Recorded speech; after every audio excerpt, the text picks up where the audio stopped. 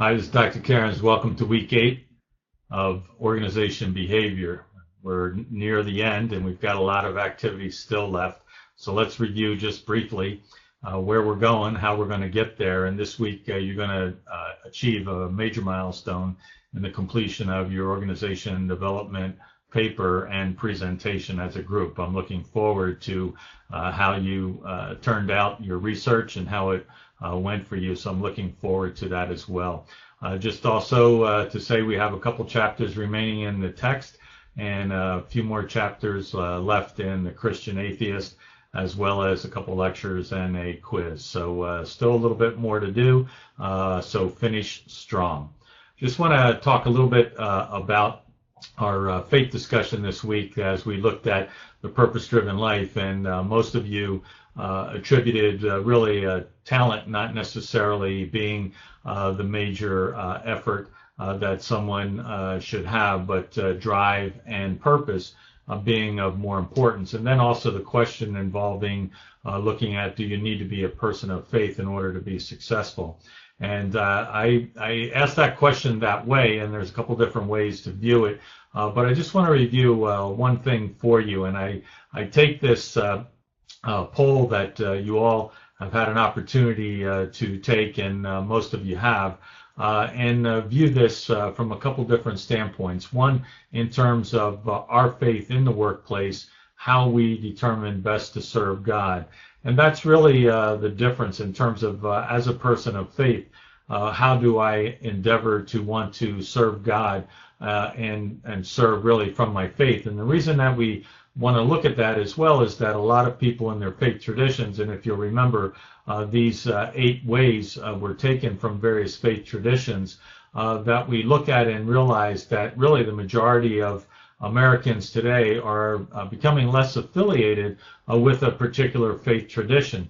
And so I think it's actually rather interesting that Keller, who put this list together, it doesn't really identify what the particular faith tradition is. And so I think it's more important for us not to get hung up maybe on the idea of a faith tradition as much as it would be serving God as a follower of Christ. And so I just direct your attention back to the questionnaire, and don't lose sight of that when it comes to working in the workplace and serving God. And so I just also want to just say a couple different aspects of that. One, I take this, do you want to be famous or great, from a sermon or a message that I heard by Erwin McManus, who's the lead pastor at Mosaic Church in California, in the Los Angeles area. And I was at a conference, and he spoke from a passage in Ecclesiastes, and I have that displayed here. And that passage really deals with an individual who is today what we would classify as an invisible leader.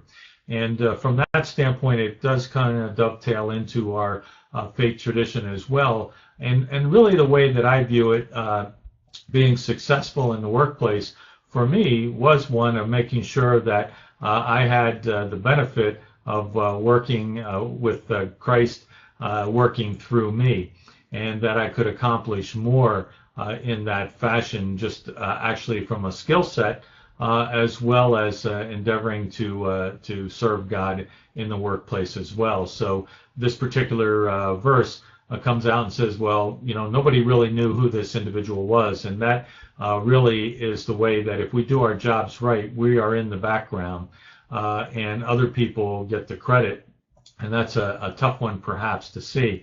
And so who are the invisible leaders? And you'll see that expressed here in this particular study or article called Managing the Invisibles. And that's really the way a lot of people today have some things in common, where they're sort of ambivalent about recognition, but they're also wanting to be very skillful in their craft, and they also step up to the plate and want responsibility. And so do you want to be famous or great? As we take away, don't lose sight of taking your faith with you to the workplace. This week you're going to read chapters 18 and 19, and 18 deals with culture and 19 deals with organization development and change. And in particular, I want to say a focus on most organizations will fail if their cultures are not one that actually can produce the types of performance that they want in an organization. And today this is particularly critical because a lot of organizations, there's a lot of mergers and acquisitions. In fact, I know from some study and research I did with Oracle that they had as many as 100 acquisitions, and there are a lot of different cultures that come with that. I've only been involved in organizations such as GE taking over and acquiring RCA, and then later NBC, which was a part of RCA, being integrated into that culture. And you might be surprised to know that it takes as much as 10 to 20 years to develop a culture. And so today we're actually looking at things such as a Google, who's been around now for about 20 years, and you can start to see the impact and the influence that it has. And it really comes down to cultural values, and also within an organization there is what an organization may try to have a macro culture, but let's face it, within that there are other departments and maybe divisions and subdivisions and other businesses that make up that overall culture of an organization, and those might be microcultures. And so it's important to really look at that from the standpoint of what you're really trying to accomplish. And I'd like you to examine this in light of your own organization values as it comes to the discussion on what are your values, and do we really list them, and are we out looking for organizations that match or are compatible with what we believe and what we value, or do we just kind of fall into it? So looking then also at the forces of change, and these are really quite simple, but we can see how dynamic they are. People will always influence what happens, and so we look at generations, millennials and Generation X, as well as the boomers, all of those going on, immigration, status and ethnicity and other sorts of things make up people. And let's face it, there will be pressures for change based on those changes that we see.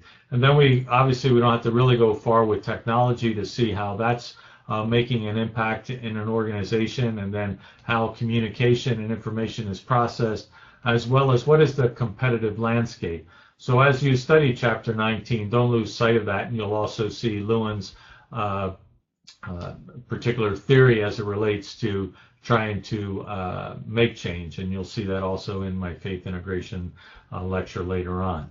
So with that, I continue to daily make mention of you, and I can tell you that I want you to make also copies and keep copies of your reflections based on the Christian Atheist, and a lot is really happening in your lives, and I'm really thankful that you're allowing the readings to not just be an academic exercise, which hopefully they're not, but they do satisfy an academic requirement, but also it's an opportunity for you to reflect and have it to influence your faith journey, and then also how you could serve God and be more effective in the workplace. So this week, forum discussion on your own values and beliefs, and then the quiz for chapter 18 and 19 will be coming up, and will be due, actually your readings will be this week and the quiz will be due week 9. And then most importantly, your organization diagnosis paper is due this week, as well as your presentation. And then looking ahead to week 9, we want to finish strong. You'll have the quiz again in chapters 18 and 19, and then a faith interaction lecture and quiz associated with that. So with that, if you have any questions or concerns regarding anything else, please let me know. Otherwise, I'll look forward to seeing you in the virtual classroom.